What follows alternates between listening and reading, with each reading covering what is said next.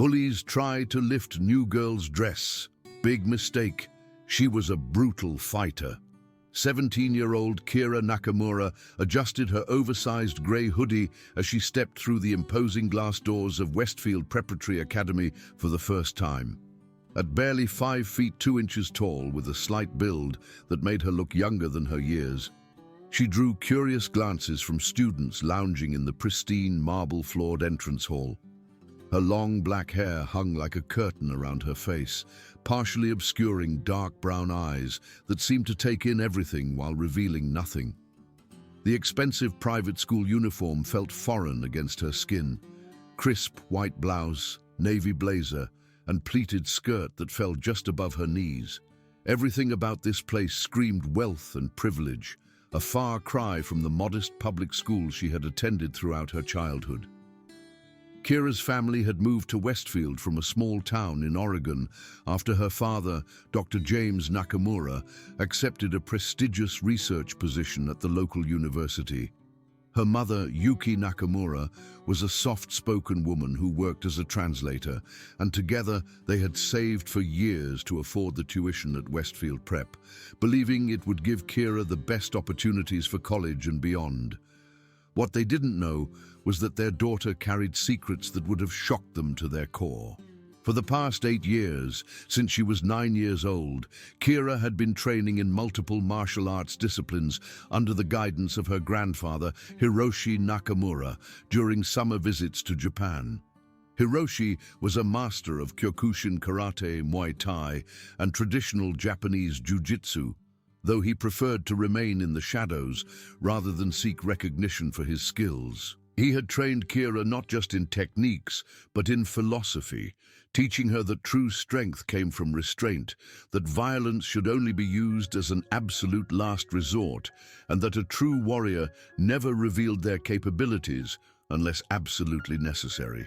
The lessons had been grueling, hours of conditioning that left her knuckles bloody and her shins bruised, thousands of kicks until her legs moved with mechanical precision, grappling sessions that taught her to use leverage and technique to overcome larger, stronger opponents, meditation practices that centered her mind and controlled her breathing even in the most stressful situations.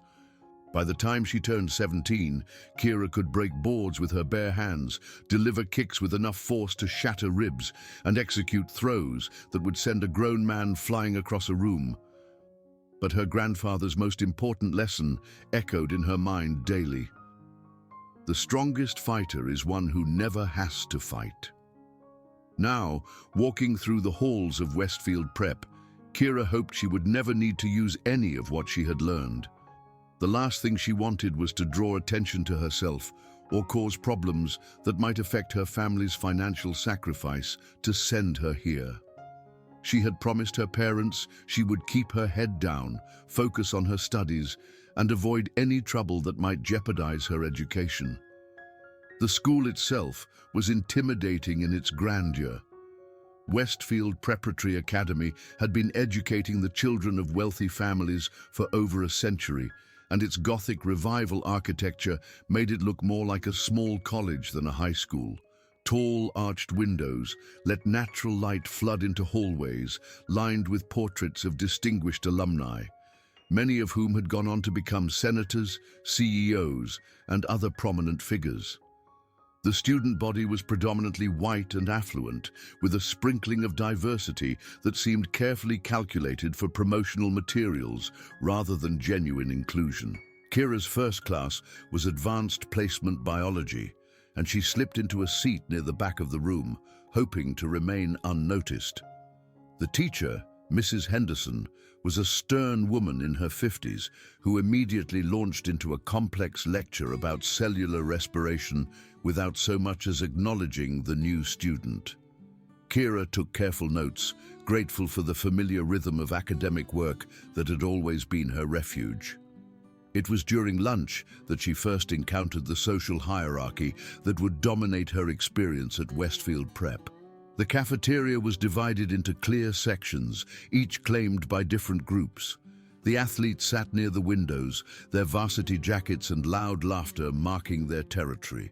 The theater kids clustered around tables near the stage area, their animated conversations punctuated by dramatic gestures. The academic elite, students bound for Ivy League schools, occupied a section near the faculty table, their discussions serious and competitive. And then there were the royals. That's what everyone called them, though never to their faces. Led by 18-year-old Brandon Hartwell, they were the unofficial rulers of Westfield Prep's social scene. Brandon was everything that American high school movies depicted as the perfect antagonist, tall, blonde, athletic, and wealthy beyond measure.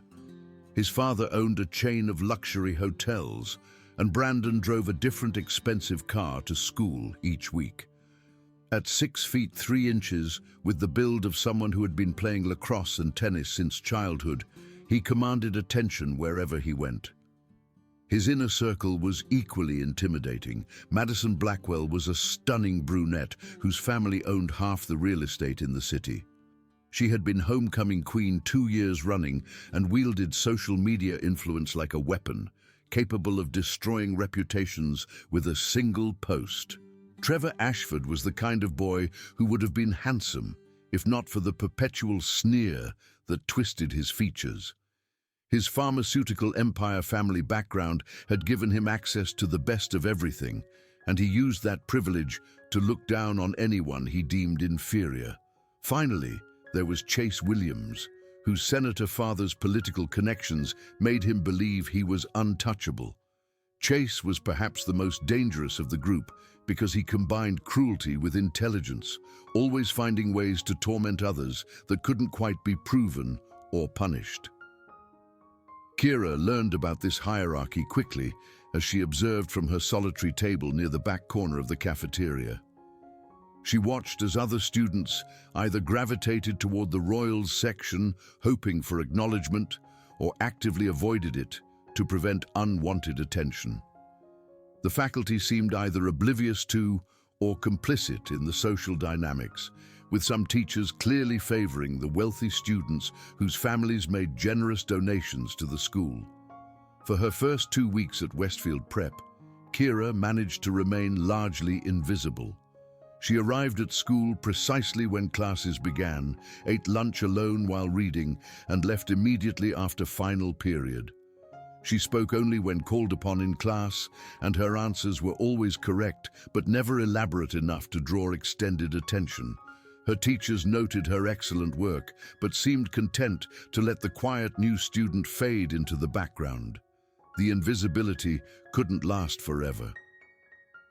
It was a Tuesday morning in her 3rd week when Kira's carefully maintained anonymity began to crumble. She was at her locker between 2nd and 3rd periods, organizing her textbooks for the day's remaining classes, when she became aware of footsteps approaching behind her. The conversations in the hallway had grown quieter, which usually meant someone important was moving through the space. "Well, well," came a voice that carried the casual arrogance of someone accustomed to being obeyed. "What do we have here?"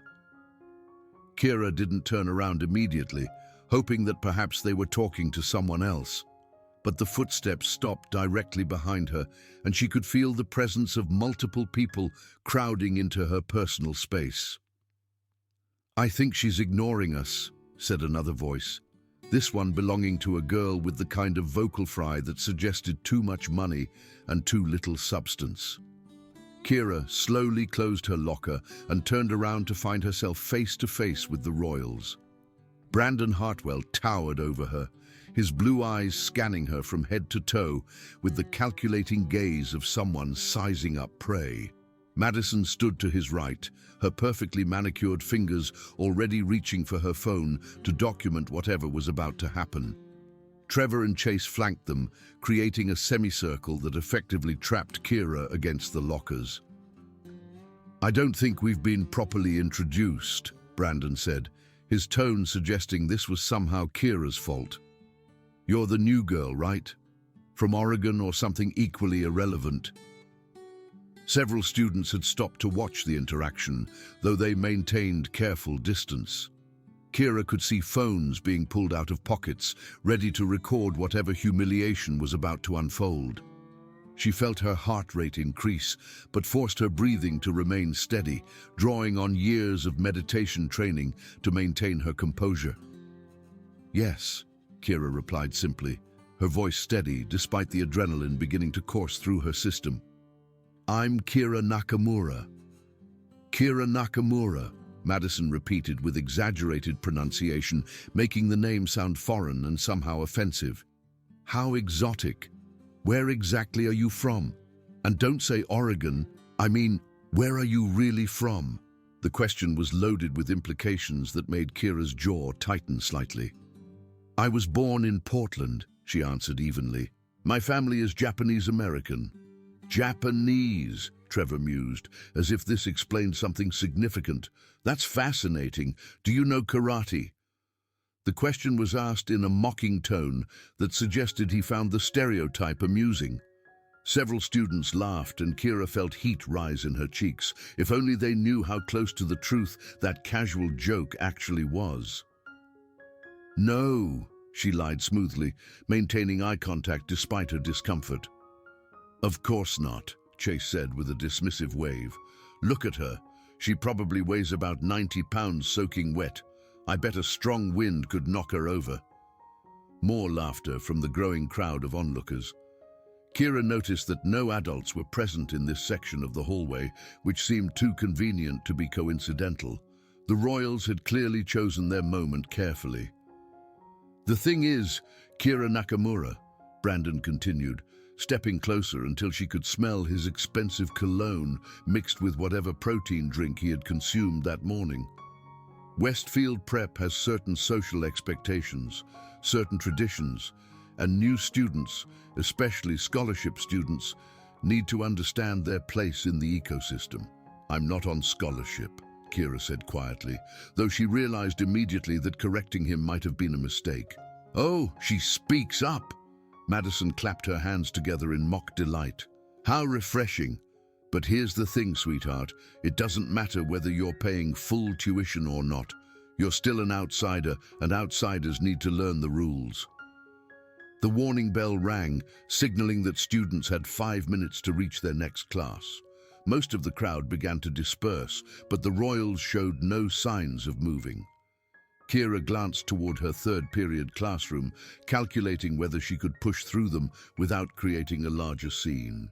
"Don't worry about being late," Trevor said, noticing her glance. "We'll make sure your teacher understands it wasn't your fault. We have that kind of influence here." "What do you want?" Kira asked, deciding that directness might end this encounter more quickly than continued politeness. "What do we want?" Brandon laughed, but the sound held no warmth. "We want you to understand how things work here. See, Westfield Prep isn't like your little public school in Oregon. Here, there's an order to things, a hierarchy, and until you prove yourself worthy of better treatment, you're at the bottom of that hierarchy." "Prove myself how?" The question slipped out before Kira could stop it, and she immediately regretted showing any interest in their twisted social games. Madison and Chase exchanged a meaningful look that suggested they had been hoping for exactly this response. "Well," Madison said, her voice taking on a sickeningly sweet tone, "for starters, you could show a little respect when your betters are speaking to you. Maybe some gratitude that we're even acknowledging your existence. And then," Trevor added, "you could demonstrate that you understand your place by doing some small favors for those of us who actually matter here." The final bell rang, and Kira knew she was now officially late for class. Her perfect attendance record, which she had maintained for 3 weeks, was about to be broken because of this ridiculous confrontation. "I need to get to class," she said, taking a step toward the gap between Brandon and Trevor. "Class can wait," Brandon said, not moving aside. "This is more important. This is your orientation to Westfield Prep social dynamics." "Look," Kira said, drawing on every bit of patience her grandfather had taught her, "I'm not looking for trouble. I just want to focus on my studies and graduate. I don't need to be part of any hierarchy or social group. Can't we just leave each other alone?" The request was reasonable, respectful, and completely ignored. "Leave each other alone?" Chase laughed. "Oh, that's rich. You think you can just opt out of the social structure? That's not how this works, little girl. Besides, Madison added, ignoring us would be incredibly rude, and we simply can't allow that kind of disrespect to go uncorrected. Kira felt the first stirrings of real anger beginning to build in her chest. These people were blocking her from getting to class, making her late, and treating her like some kind of servant for their amusement. But her grandfather's voice echoed in her mind. Anger is the enemy of clear thinking. Breathe, center yourself, find another way. Fine, she said, forcing her voice to remain calm. What exactly do you want me to do? Brandon smiled, and there was something predatory in the expression that made Kira's skin crawl. Nothing too dramatic for your first assignment, he said. Let's start simple. I want you to carry my books to my next class and clean my car after school today. Think of it as a welcoming gesture. The request was humiliating and clearly designed to establish dominance in front of any remaining students in the hallway. Kira felt her hands clench into fists at her sides, a reflexive response that she quickly controlled by taking a deep breath. No, she said simply. The word hung in the air like a challenge. Brandon's smile faded, replaced by an expression of genuine surprise. Clearly, he wasn't accustomed to being refused. Excuse me, he said, his voice dropping to a more dangerous register. I said no, Kira repeated, meeting his gaze steadily. I'm not going to carry your books or clean your car. I'm going to go to class now. She moved to step around him again, but this time Brandon's hand shot out and grabbed her upper arm, his fingers digging into her flesh hard enough to leave bruises. I don't think you understand the situation, he said, his grip tightening. You don't get to say no to me, not here, not ever. For a split second, Kira's training took over. She could feel exactly how Brandon was positioned, could calculate the precise angle and force needed to break his grip and send him sprawling across the hallway floor. Her body tensed, muscle memory screaming at her to act, to defend herself, to show these entitled bullies exactly what she was capable of. But her grandfather's voice was louder. The strongest fighter is one who never has to fight. Instead of striking, Kira forced herself to relax, to not give them the reaction they were clearly hoping for. You're hurting me, she said quietly. Please, let go. I'll let go when you agree to show proper respect, Brandon replied, his grip not loosening at all. What's going on here? The voice belonged to Mr. Peterson, the chemistry teacher, who had emerged from his classroom to investigate why the hallway was still occupied after the bell. His presence immediately changed the dynamic of the situation. Brandon released Kira's arm and stepped back, his expression shifting to one of innocent confusion. Nothing at all, Mr. Peterson, he said, with the practiced ease of someone who had talked his way out of trouble many times before. We were just welcoming the new student and helping her find her classroom. She seemed a little lost. Is that right, Miss Nakamura? Mr. Peterson asked, looking directly at Kira.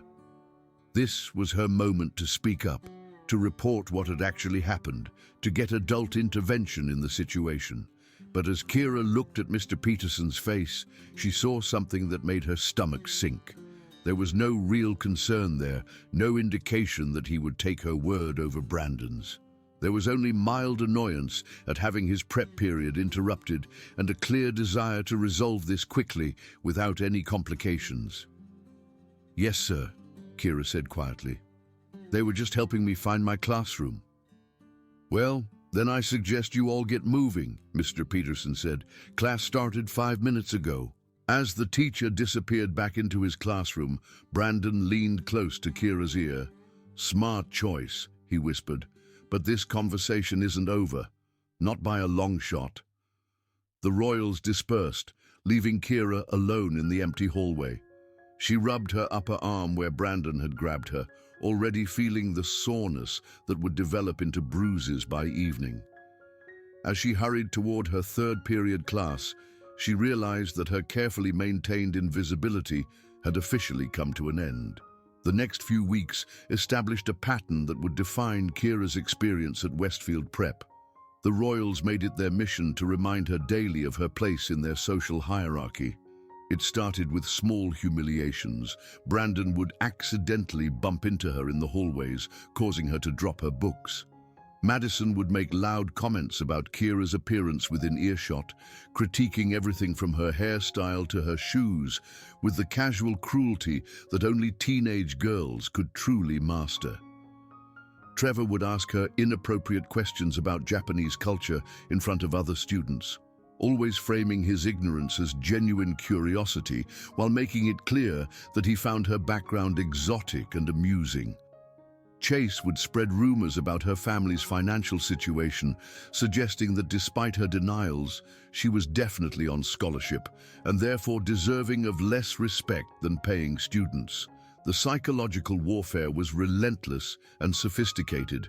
They never did anything obvious enough to warrant teacher intervention, but the constant low-level harassment was taking its toll on Kira's mental state.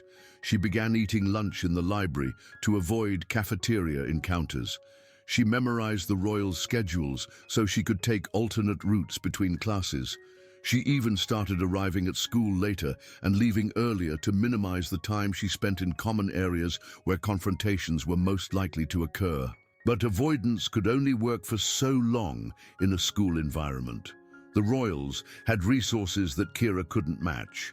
They knew teachers' schedules, had access to areas of the school that were supposed to be off limits, and possessed the kind of social influence that made other students either join in their harassment or stand aside to avoid becoming targets themselves. The escalation began on a Friday afternoon in early November. Kira was in the gymnasium for her mandatory physical education class, one of the few courses where she couldn't simply blend into the background. The teacher, Coach Williams, was a former college football player who seemed to view physical education as an opportunity to separate the strong from the weak rather than encourage fitness and teamwork. That day's activity was volleyball, and as usual, Kira found herself picked last for teams. She didn't mind. She actually excelled at volleyball due to her martial arts training, which had given her excellent hand-eye coordination and reflexes. But she had learned to hide her athletic abilities just as carefully as she hid her fighting skills, always performing just well enough to avoid attention, but never so well as to stand out. Unfortunately, Madison was in the same PE class, and she had been watching Kira's deliberately mediocre performance with growing suspicion. "You know," Madison said during a break between games, loud enough for the entire class to hear, "I think our little Japanese friend here is sandbagging." Several students turned to look at them, sensing drama in the air. Kira continued stretching, hoping that ignoring the comment would make it go away. "I'm serious," Madison continued, warming to her theme. "Look at how she moves. Look at her posture. There's no way someone who moves like that is as bad at sports as she pretends to be. Maybe she's just naturally uncoordinated," suggested another girl, though her tone suggested she was more interested in watching potential conflict than defending Kira. "No," Madison said firmly. "I've been watching her for weeks. She's hiding something, I can tell." Kira felt a chill run down her spine. Madison's observation was uncomfortably close to the truth. Years of martial arts training had indeed affected her posture, her balance, and her movement patterns in ways that would be apparent to someone who knew what to look for. "I think we should test her," Madison announced, her voice taking on the cruel excitement that always preceded her worst behavior. "Test her how?" asked Trevor, who had apparently been listening from the boys' side of the gymnasium. Madison smiled, and Kira knew immediately that whatever was coming would be bad. "Simple," Madison said. "We play a real game. No more casual volleyball. Full contact, competitive rules. If little Kira here is really as helpless as she pretends, she won't be able to keep up." Coach Williams, who had been distracted by his phone, looked up at the sound of raised voices. "What's all the chatter about?" he asked. "Madison wants to play a more competitive game," Trevor explained. "You know, really test everyone's skills." Coach Williams grinned, clearly approving of anything that might bring more intensity to his class. "Excellent idea," he said. "Let's divide into serious teams and play some real volleyball. Winner gets to leave 5 minutes early." The incentive was enough to get everyone's attention. In the reorganization that followed, Kira found herself on a team with several other students who were considered athletically inferior, while Madison, Trevor, and the school's actual athletes formed the opposing team. It was clearly designed to be a massacre. As they took their positions on the court, Madison moved close to Kira. "This is your chance to prove you belong here," she said in a voice that carried false encouragement. "Show us what you're really made of." The implications were clear. If Kira played poorly, she would be humiliated in front of the entire class and labeled as weak and incompetent. If she played well, she would reveal that she had been hiding her abilities, which would only fuel Madison's suspicions and potentially lead to more dangerous scrutiny. The game began, and for the first few volleys, Kira maintained her carefully cultivated mediocrity. She made some plays but missed others, always ensuring that her performance seemed consistent with someone of limited athletic ability. But Madison's team was playing aggressively, spiking balls directly at Kira with enough force to potentially cause injury. "Come on, Nakamura!" Coach Williams shouted. "Move your feet! React!" A particularly vicious spike came directly at Kira's face. Her training screamed at her to move, to deflect, to protect herself. But doing so would require reflexes and technique that would be impossible to explain away. At the last second, she ducked awkwardly, allowing the ball to slam into the wall behind her with enough force to leave a mark on the paint. "Oops," Madison said with mock concern. "Sorry about that. I thought you would at least try to play the ball." The harassment continued throughout the game. Every serve aimed at Kira was designed to be difficult or embarrassing. Spikes were directed at her body rather than empty court space. When she rotated to the front row, Madison made sure to block aggressively, creating multiple opportunities for accidental contact. By the end of the class, Kira was exhausted, not from physical exertion, but from the mental strain of constantly calculating how much ability she could show without raising suspicions. Her carefully maintained facade of athletic incompetence was becoming increasingly difficult to sustain under direct assault. As they headed to the locker room, Madison fell into step beside her. "Interesting game," she said conversationally. "You know, I've taken some self-defense classes, and there's something about the way you move that reminds me of martial arts training. The way you position your feet, how you hold your hands when you think no one is looking." Kira's blood turned to ice. Madison's observation was uncomfortably accurate. "I don't know what you mean," Kira replied, working to keep her voice steady. "Oh, I think you do," Madison said with a smile that held no warmth. "I think you know exactly what I mean, and I think it's time we found out what our mysterious little transfer student is really hiding." That weekend, Kira called her grandfather in Japan for the first time since starting at Westfield Prep. Their conversation was in Japanese, which gave her some comfort that even if someone overheard, they wouldn't understand the content. "Grandfather," she said after the usual pleasantries, "I need your advice." "What troubles you, little dragon?" Hiroshi asked, using the pet name he had given her when she first began training. Kira explained the situation at school, the harassment from the Royals, and Madison's growing suspicions about her background. She spoke carefully, not wanting to worry him, but needing guidance on how to handle the increasingly dangerous situation. "And you have not revealed your training?" Hiroshi asked when she finished. "No, grandfather. I have followed your teachings. I have sought every other solution." There was a long pause before Hiroshi spoke again. Tell me, little dragon, what do you think would happen if these bullies knew the truth about your abilities? Kira considered the question carefully.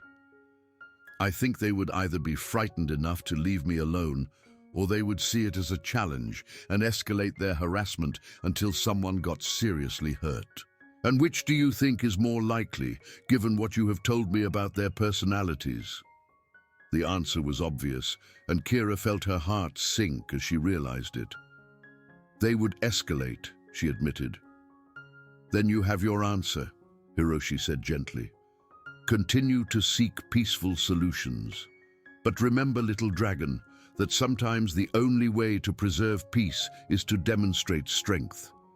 If they force you to choose between your safety and your secret, choose your safety. A reputation can be rebuilt, a life cannot. The conversation left Kira feeling both comforted and terrified. Her grandfather's permission to defend herself if necessary was reassuring, but his acknowledgement that the situation might reach that point was deeply troubling. Monday morning brought a new escalation in the Royals' campaign against her. Kira arrived at school to find her locker vandalized with racial slurs written in permanent marker. The words were crude and hurtful, clearly designed to humiliate her in front of the entire student body. She stood staring at the graffiti for several minutes, feeling the weight of curious and sympathetic stares from passing students. Some looked genuinely horrified by what they saw, but none stopped to offer help or support. The message was clear. Challenging the Royals came with consequences, and most students preferred to remain safely on the sidelines. Kira spent her first period study hall in the maintenance office, working with the custodial staff to clean the marker from her locker. The janitor, an older African-American man named George, worked alongside her in companionable silence for most of the cleaning process. Been here 37 years, he said finally, as they finished removing the last traces of graffiti. Seen a lot of kids come and go. Want some advice? Kira nodded, grateful for any guidance from someone who understood the school's dynamics. Those kids think they own this place because their parents donate money, George said, checking to make sure they were alone. But money doesn't make you untouchable. Sometimes bullies need to learn that their actions have consequences, and sometimes those consequences come from directions they don't expect. What do you mean? Kira asked. George smiled, but there was something knowing in his expression.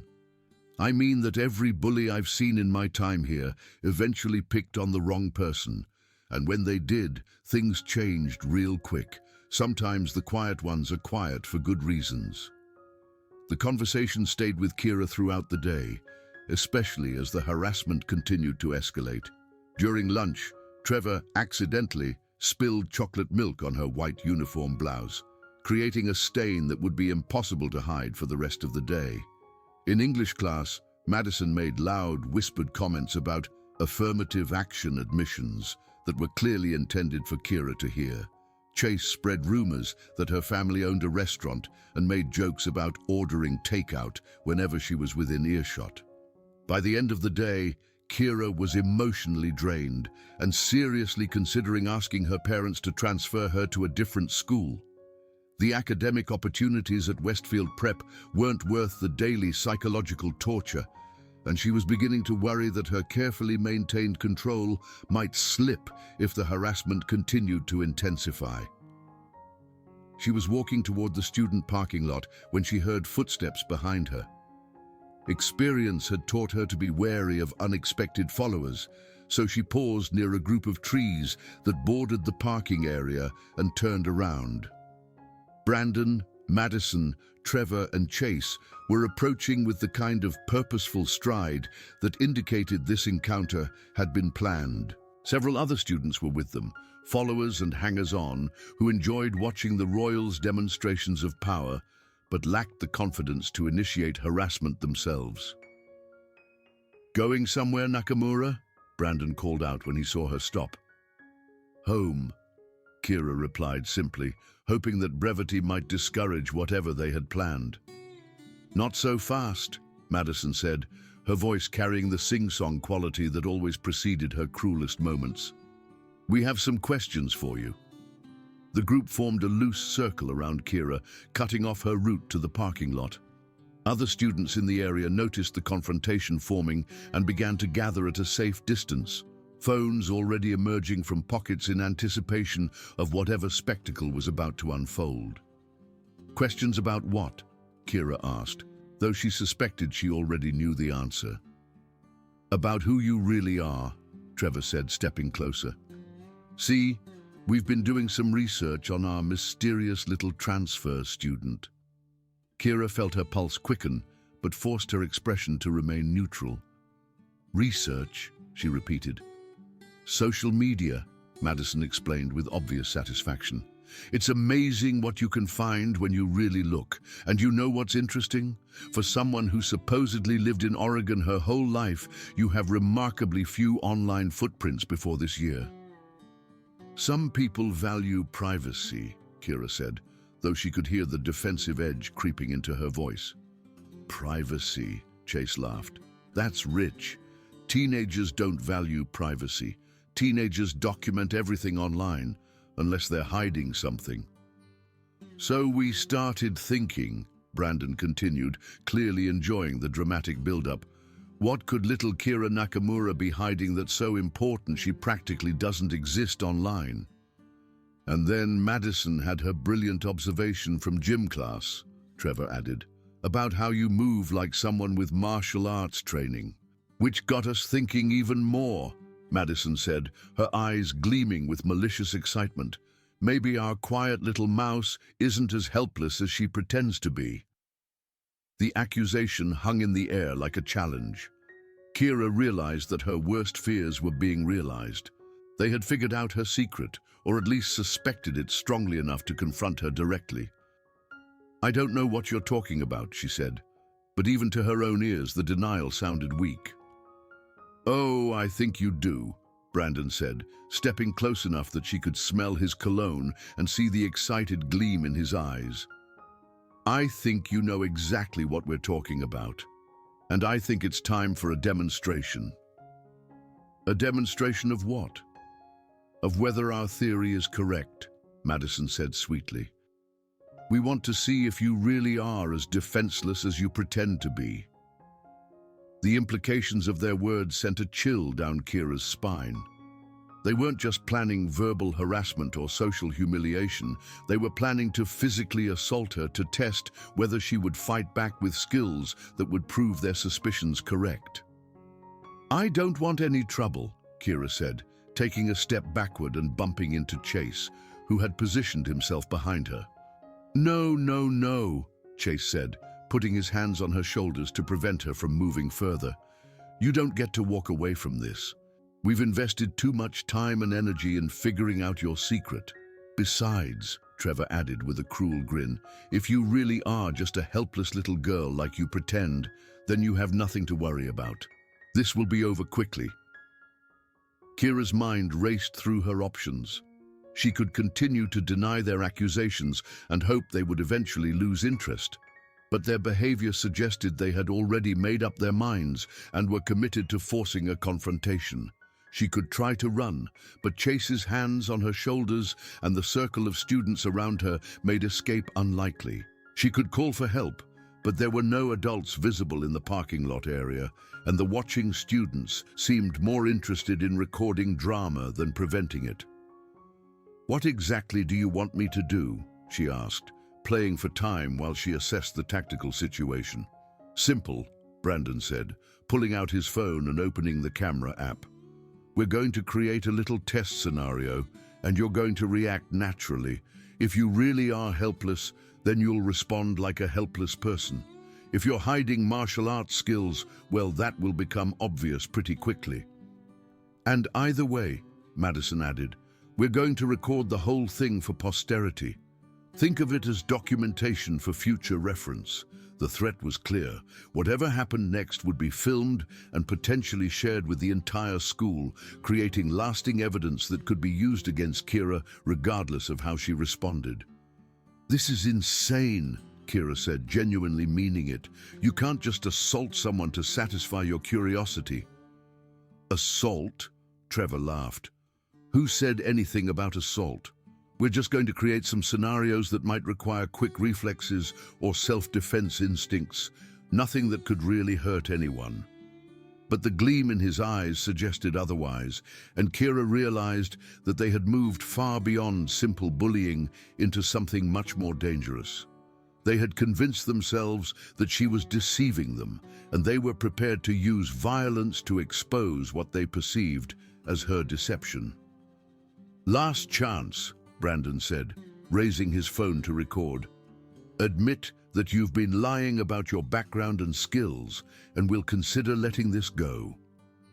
Kira looked around the circle of faces surrounding her and saw nothing but cruel excitement and anticipation.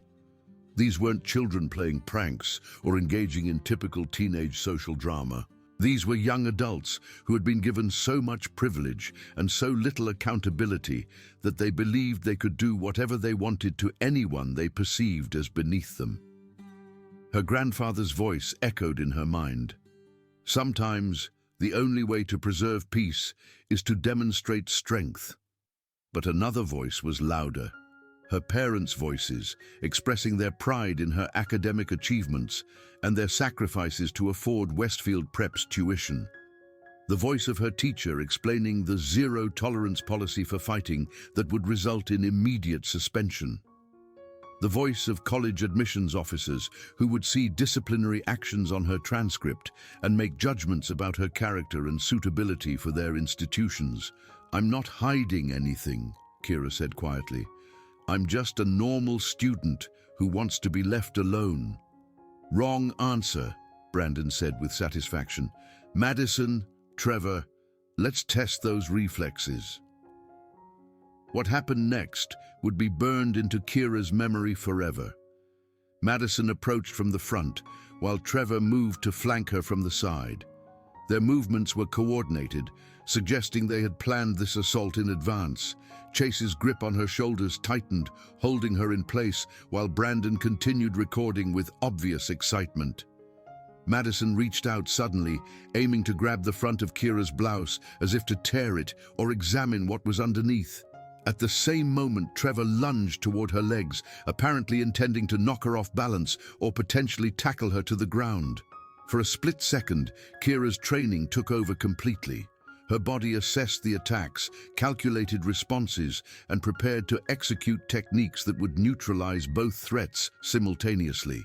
She could see exactly how to break Chase's grip, how to redirect Madison's grab into a throw that would send her flying, how to position Trevor for a devastating counterattack that would leave him gasping on the ground. But in that same split second, she heard her grandfather's voice. "The strongest fighter is one who never has to fight."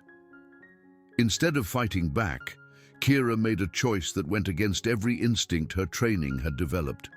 She forced herself to remain passive, to allow Madison's hands to grab her blouse, to let Trevor's tackle knock her off balance and send her stumbling to the ground with Chase's weight falling on top of her. The impact with the pavement was jarring, and she felt gravel scrape against her arms and legs as she fell. Madison's grip on her shirt had torn the fabric, creating an embarrassing rip that exposed her undershirt underneath. Trevor's tackle had been more aggressive than necessary, and she could feel bruises forming where his shoulder had impacted her ribs. But worse than the physical pain was the sound of laughter from the watching students and the knowledge that Brandon was recording every moment of her humiliation. "Look at that," Madison said with obvious satisfaction as Kira struggled to get back to her feet. No secret martial arts skills, no hidden fighting ability, just a scared little girl who can't even defend herself from a simple push. "Pathetic," Trevor added, brushing dirt off his clothes as if the physical contact with her had somehow contaminated him. "I can't believe we thought she might actually be dangerous." Kira managed to stand up, her legs shaky from the adrenaline and the impact. Her uniform was torn and dirty, her hair was disheveled, and she could feel blood trickling from scrapes on her arms. The watching students were already dispersing, clearly disappointed that the confrontation hadn't provided more dramatic entertainment. "Well, that settles that," Brandon said, putting his phone away with obvious satisfaction. "Mystery solved. Our little transfer student is exactly what she appears to be, a harmless nobody who thought she could hide in our school without paying proper respect to her betters." "Don't worry," Madison added with false sweetness. "We'll make sure everyone knows how brave you were, standing up for yourself like that." "Oh wait, you didn't stand up for yourself at all, did you?" The laughter that followed felt like physical blows. Kira bent to collect her scattered belongings, her hands shaking with suppressed emotion. Every book, every pencil she picked up was another moment of humiliation extended, another second of their cruel amusement at her expense. "Same time tomorrow?" Chase asked the others as they prepared to leave. "I feel like our new friend here might need another lesson in respecting her betters." "Absolutely," Brandon replied. This was educational for everyone involved. As the Royals walked away, their laughter echoing across the parking lot, Kira finally allowed herself to feel the full weight of what had just happened. She had been physically assaulted, humiliated in front of her peers, and recorded in her moment of degradation. Worse, she had allowed it to happen when she possessed the skills to defend herself effectively. But as she limped toward her mother's car, clutching her torn blouse closed and trying to stop the bleeding from her scraped arms, she reminded herself why she had made that choice. Her education was more important than her pride. Her family's sacrifices were more important than her immediate comfort. Her future was more important than momentary satisfaction. At least, that's what she told herself as she drove home, tears streaming down her face as she replayed every moment of the assault in her mind. That evening, Kira sat in her bedroom staring at her reflection in the mirror. The scrapes on her arms had been cleaned and bandaged, the torn blouse had been hidden in the bottom of her laundry basket, and she had managed to shower away most of the evidence of the afternoon's humiliation. But the bruises were already beginning to show, dark purple marks that would serve as reminders of her powerlessness for days to come.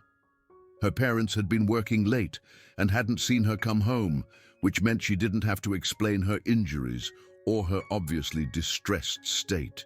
She was grateful for the privacy to process what had happened without having to protect them from the truth about her experience at Westfield Prep. But as she sat in the darkness of her room, Kira began to understand that her situation was no longer sustainable. The Royals had crossed a line from psychological harassment to physical violence, and their promise to repeat the experience tomorrow suggested that they viewed her as a toy for their amusement rather than a human being deserving of basic respect. More troubling was the realization that her passivity had only encouraged them. By refusing to defend herself, she had confirmed their belief that she was weak and helpless, which meant they would feel free to escalate their violence without fear of consequences. Her phone buzzed with a text message, and her stomach dropped when she saw that it was from an unknown number. The message contained a video file with a caption that read, "Thought you might want to see how pathetic you look today. Don't worry, everyone else will see it too." With trembling fingers, Kira opened the video and watched herself being knocked to the ground by Trevor while Madison tore her blouse. The footage was clear enough to show every detail of her humiliation, from the fear in her eyes to the way she scrambled to collect her belongings while the Royals laughed at her expense. But worse than seeing her own degradation was reading the comments that had already begun to appear below the video. Her classmates were sharing their reactions in real time, and the responses ranged from cruel laughter to expressions of disgust at her weakness. A few comments expressed sympathy, but they were quickly buried under an avalanche of mockery and contempt. "Look how scared she is. Can't even defend herself from a girl. Probably wishes she was back in whatever third world country her family came from. This is what happens when you don't know your place." The comments continued scrolling past, each one feeling like another physical blow. Kira realized that Brandon had kept his promise to document her humiliation for posterity, and now her weakness and fear would be preserved forever in digital form for anyone to see. She closed the video and set her phone aside, feeling more alone and hopeless than she had since arriving at Westfield Prep. The harassment had evolved beyond anything she could ignore or endure quietly. It had become a systematic campaign of degradation designed to break her spirit and drive her away from the school entirely. For the first time since starting at Westfield Prep, Kira seriously considered giving up. She could ask her parents to transfer her to a different school, perhaps even return to Oregon, where the educational opportunities might be fewer, but the social environment would be safer. She could abandon her college preparatory plans and find a different path toward her goals, one that didn't require enduring daily torture from privileged bullies who viewed her as entertainment. But as she considered these options, another emotion began to build alongside her despair. It started as a small flame of anger at the injustice of being forced to abandon her dreams because of other people's cruelty. It grew as she thought about her parents' sacrifices and her grandfather's years of training. It intensified as she realized that giving up would mean letting the Royals win, confirming their belief that they could destroy anyone who didn't fit their narrow definition of acceptability. By the time she finally fell asleep that night, Kira had made a decision that would change everything about her experience at Westfield Prep. She was done being a victim. She was done allowing other people to define her worth and determine her future. Most importantly, she was done pretending to be weak when she possessed the power to defend herself. Tomorrow would be different. Tomorrow, the Royals would discover that they had been gravely mistaken about who they were dealing with. Tomorrow, they would learn that some quiet people are quiet for very good reasons. And tomorrow, Kira Nakamura would stop being a victim and start being exactly who her grandfather had trained her to be, a warrior. The next morning, Kira dressed for school with the methodical precision of someone preparing for battle. She chose clothing that would allow for unrestricted movement, dark jeans instead of a skirt, a fitted t-shirt under her blazer instead of a loose blouse, and comfortable shoes that would provide proper traction on various surfaces. She braided her long hair back to keep it out of her face and secured it with an elastic band that would survive physical activity. More importantly, she prepared her mind. She spent 20 minutes in meditation, centering herself and reviewing the techniques her grandfather had drilled into her over years of training. She visualized various scenarios and her responses to them, calculating angles and distances and timing until every movement felt natural and inevitable.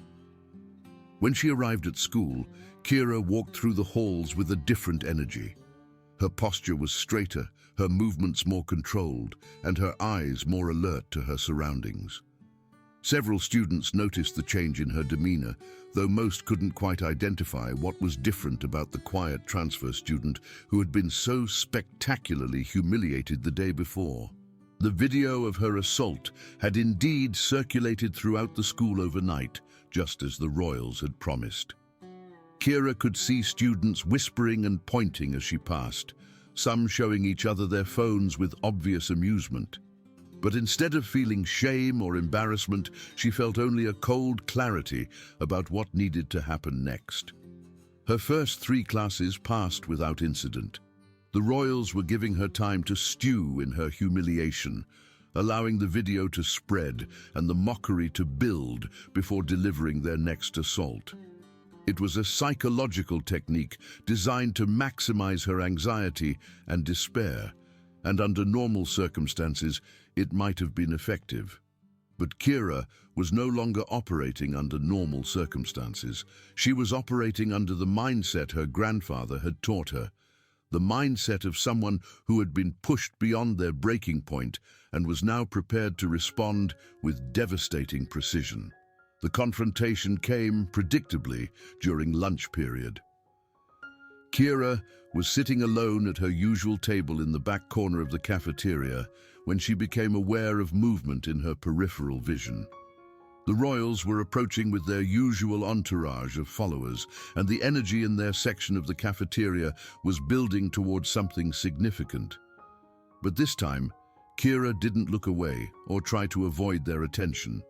Instead, she continued eating her lunch calmly while tracking their approach with the awareness her grandfather had taught her.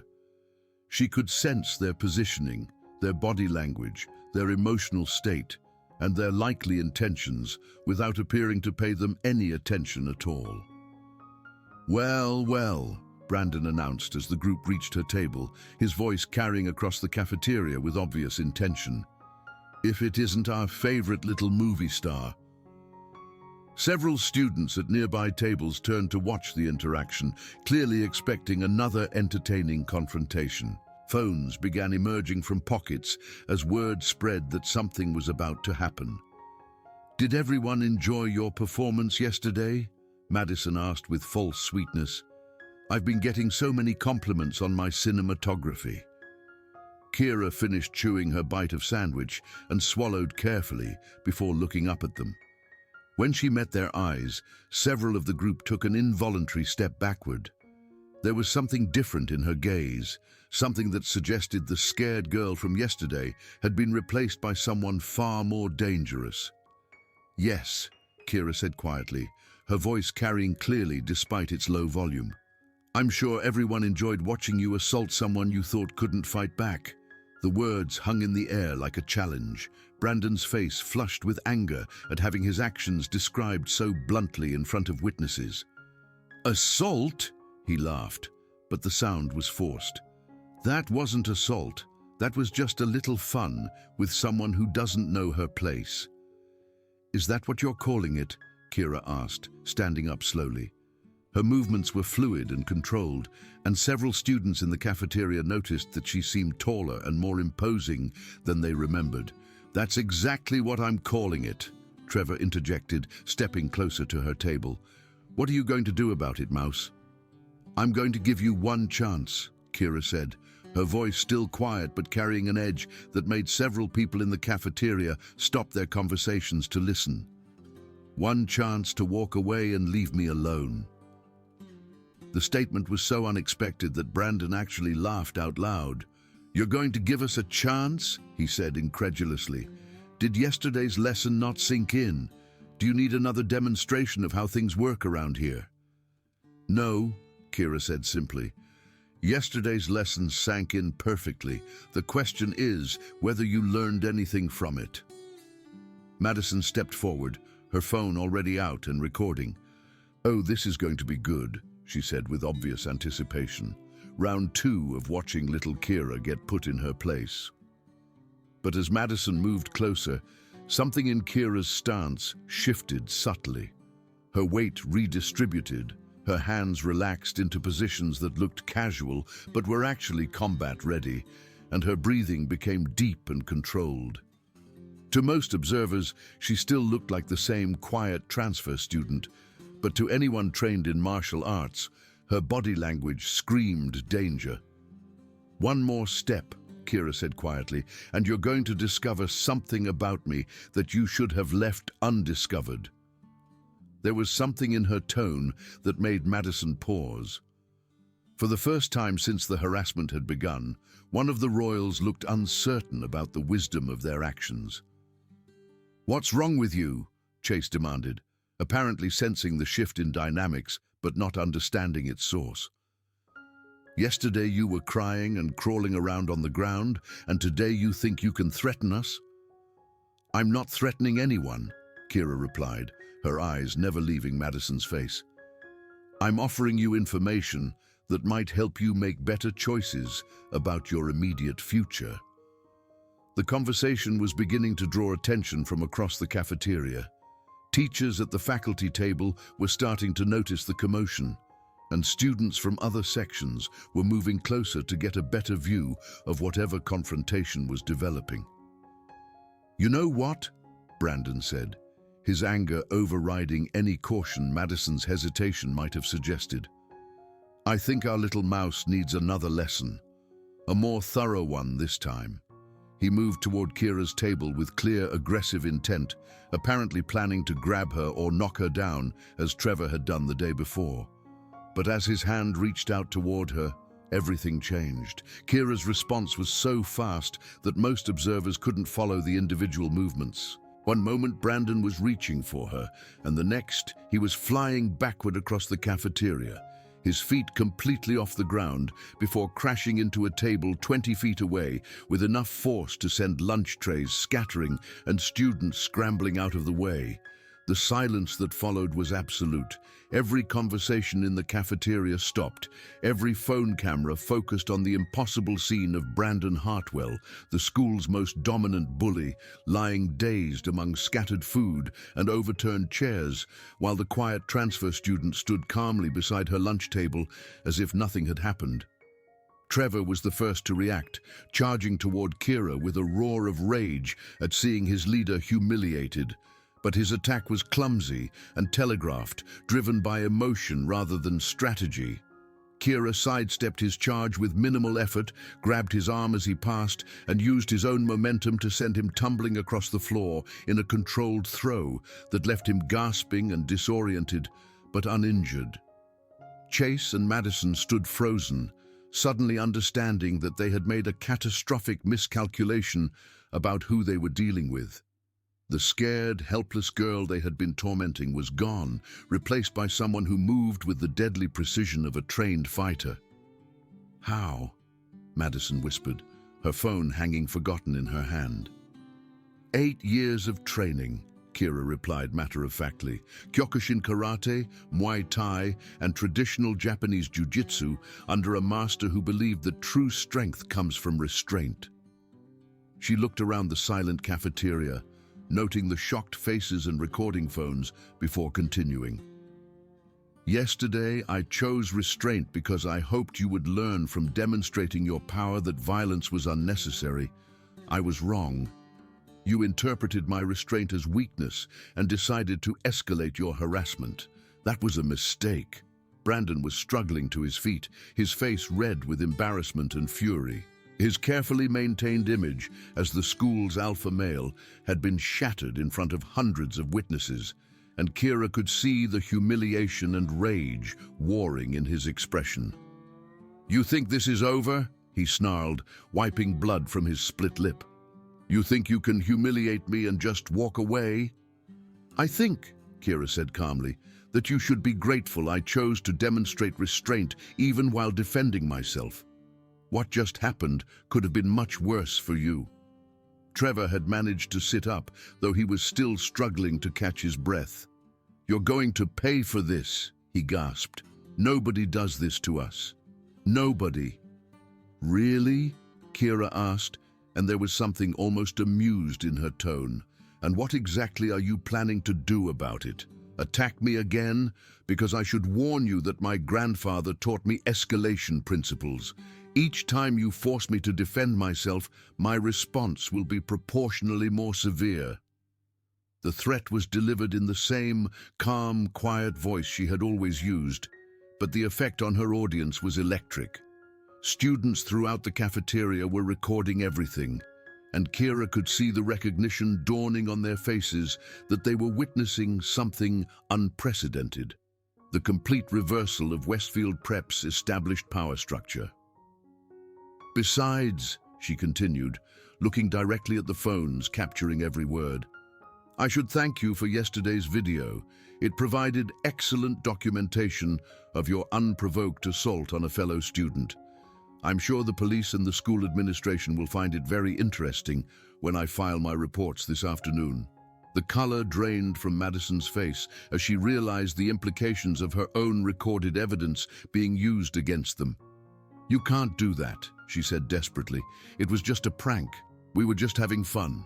"Sexual assault and battery are crimes, not pranks," Kira replied. "And thanks to your dedication to recording everything, I have clear evidence of your guilt. I also have medical documentation of my injuries and witness statements from several students who were disturbed by your behavior." She looked around the cafeteria again, noting which students were nodding in agreement with her statements. The only question now is whether you want to face those consequences immediately, or whether you're capable of learning from this experience and making better choices going forward. The offer was reasonable and generous, more consideration than they had ever shown her. But Kira could see in Brandon's face that his humiliation was too great for rational thought. He was going to escalate, just as she had predicted. "You're going to regret this," he said, his voice shaking with rage. "You have no idea who you're messing with. My father owns half this town, and when I tell him what you've done—" "What I've done," Kira interrupted, and for the first time her voice carried a note of genuine anger.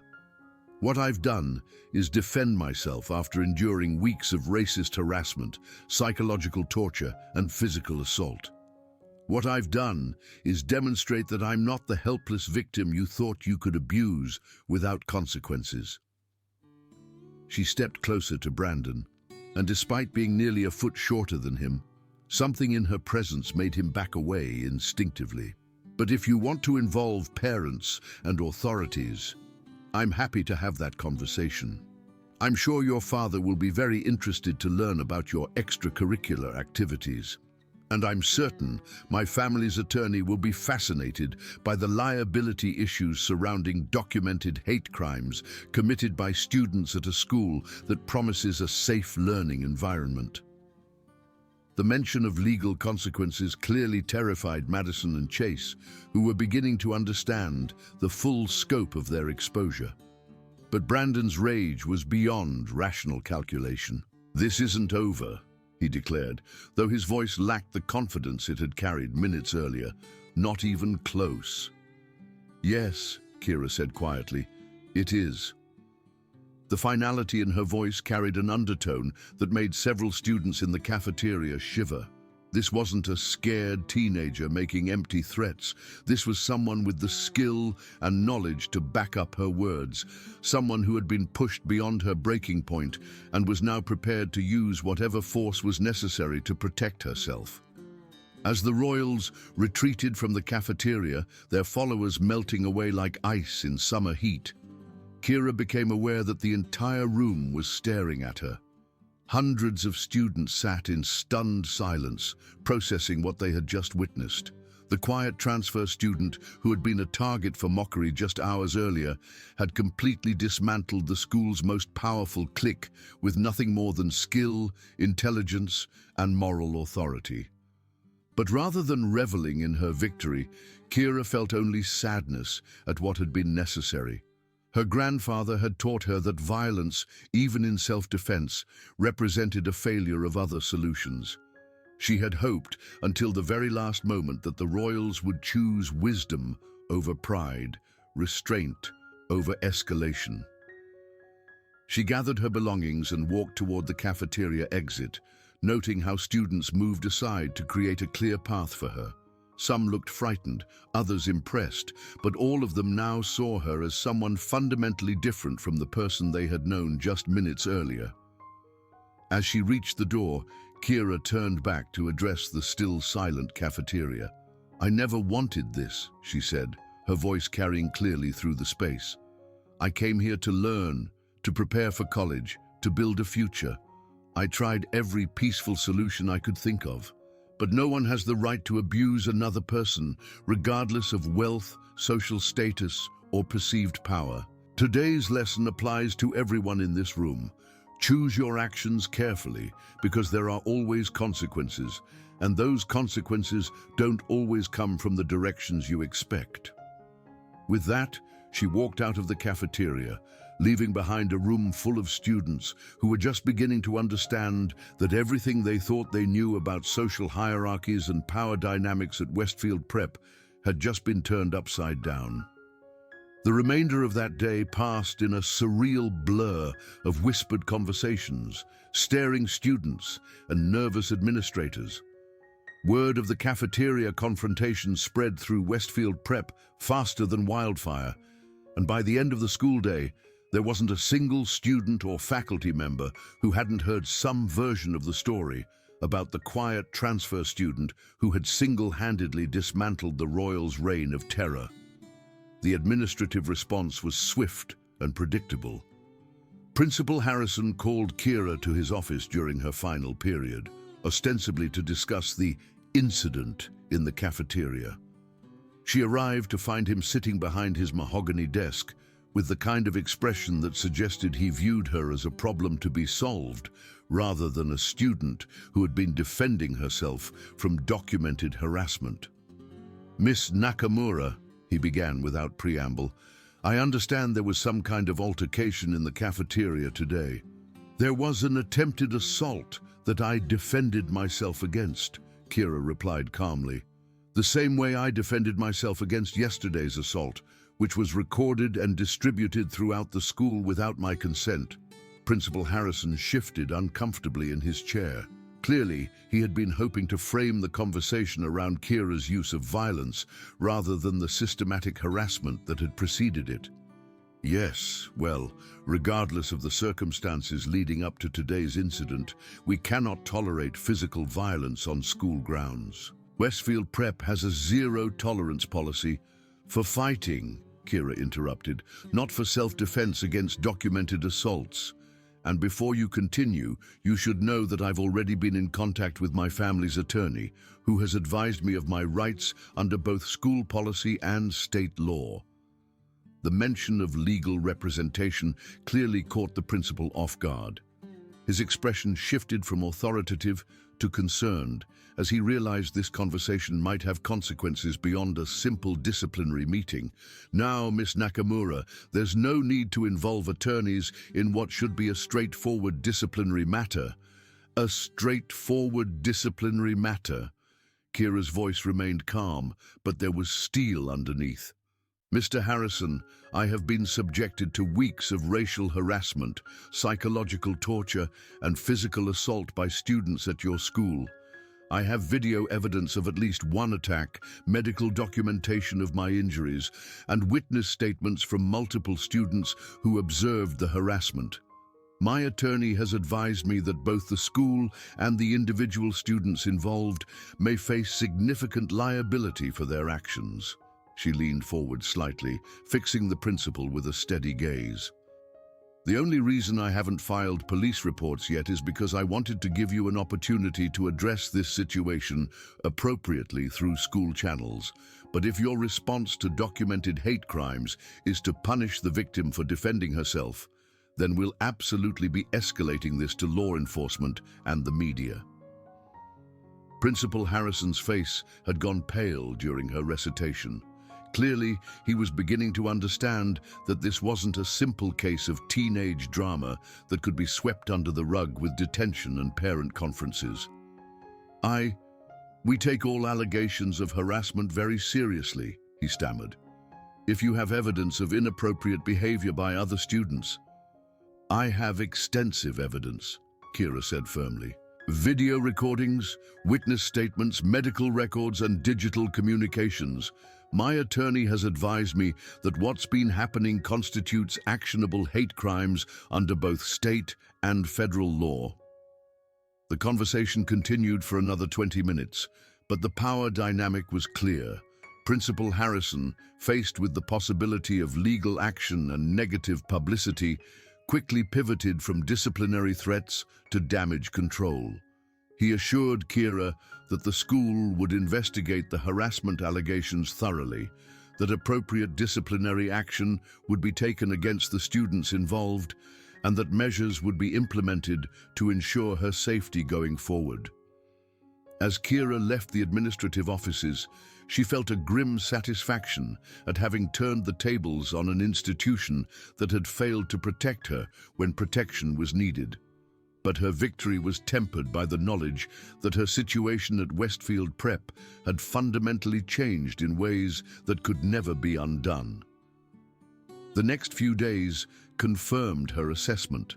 Students who had previously ignored her now watched her with a mixture of respect and wariness.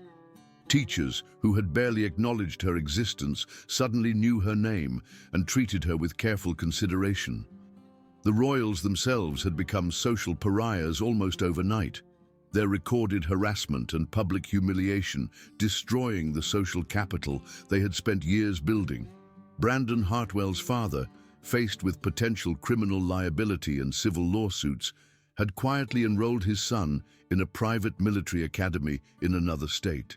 Madison Blackwell was under investigation by the district attorney's office for cyberbullying and hate crimes, her social media accounts suspended and her college prospects in jeopardy. Trevor and Chase faced suspensions, community service requirements, and mandatory counseling as part of plea agreements designed to avoid prosecution. But perhaps the most significant change was in Kira herself.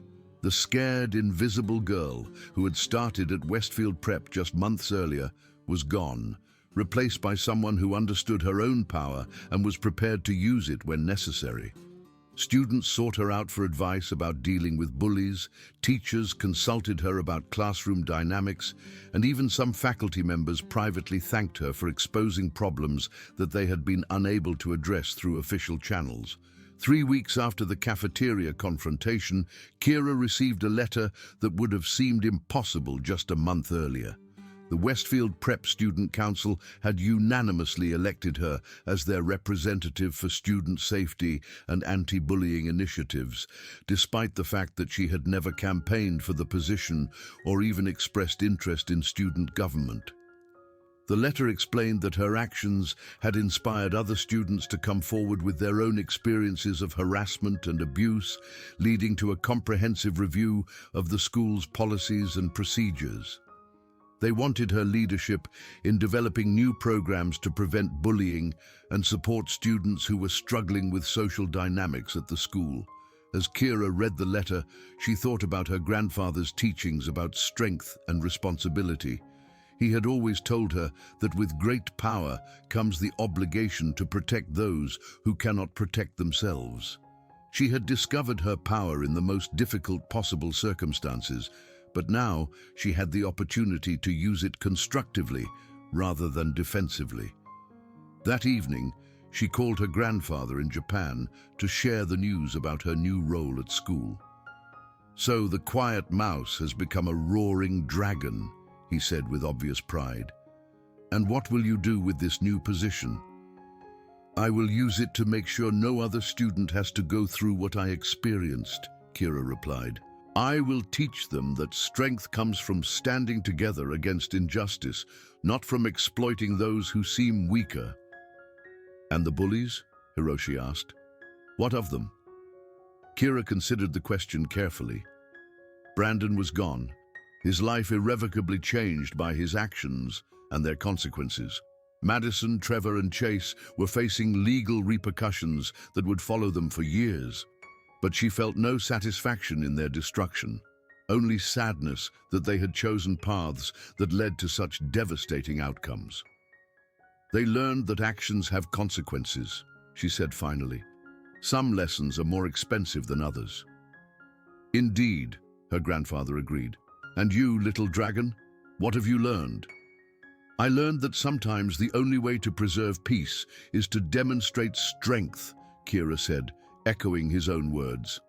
"But I also learned that true strength isn't about defeating enemies.